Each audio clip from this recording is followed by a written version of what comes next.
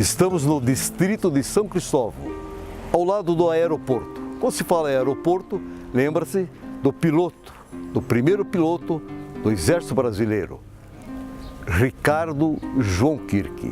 Vamos conhecer essa história desse piloto que era um abnegado em relação à aviação militar.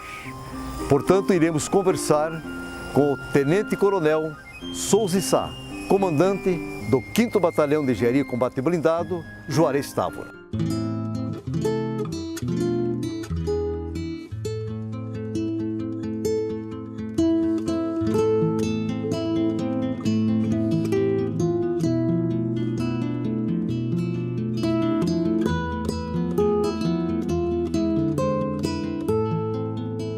Inicialmente é um prazer, participar dessa atividade. O Ricardo Kirk, tenente por ocasião do acidente aéreo, que provocou sua morte, promovido depois a capitão na reserva, promoção pós-morte, foi o pioneiro do emprego da aeronave em atividade militar. Então, por ocasião da Guerra do Contestado, por solicitação do general Setembrino de Carvalho, o tenente Ricardo Kirk realizou voos de reconhecimento com o objetivo de alimentar a tropa empregada em operações terrestres com informações sobre localização das tropas que estavam sendo combatidas naquele momento. Foi muito pertinente, o Honório Vitória e Porto União serem agraciados com esse monumento belíssimo, que retrata essa época tão importante em nossa história.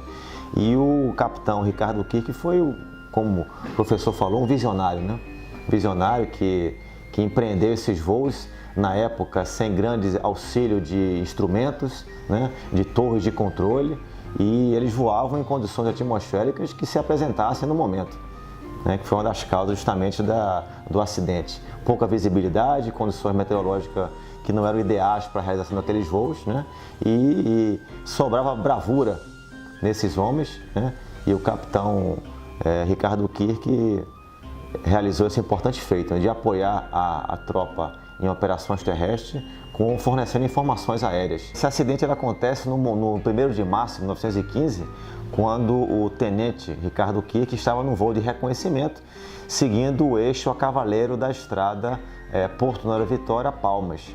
Então, num dado momento, o que se sabe, condições meteorológicas não eram ideais para o voo, havia pouca visibilidade e houve um choque da asa do avião com pinheiros, que provocou a queda da aeronave, na região do atual General Carneiro. E nesse local, colonos, que estavam no momento do acidente, prestaram socorro imediato ao tenente Ricardo Kirk, mas que veio a falecer. E interessante que nesse local onde houve a queda, o senhor Ricardo Paul construiu um monumento empregando dormente de trens, que simboliza o local onde realmente aconteceu a queda da aeronave. O senhor Ricardo Paul, ele socorreu o tenente Ricardo Kirk, e neste local ele construiu uma cruz em homenagem ao piloto, feita de dormente, e cravejou nos dormentes o nome do piloto e também a data do acidente. E o corpo dele foi trasladado para Porto União pelo senhor Miguel Tchaikovsky, que era um carroceiro, e que trouxe o corpo então e foi velado na igreja Nossa Senhora das Vitórias.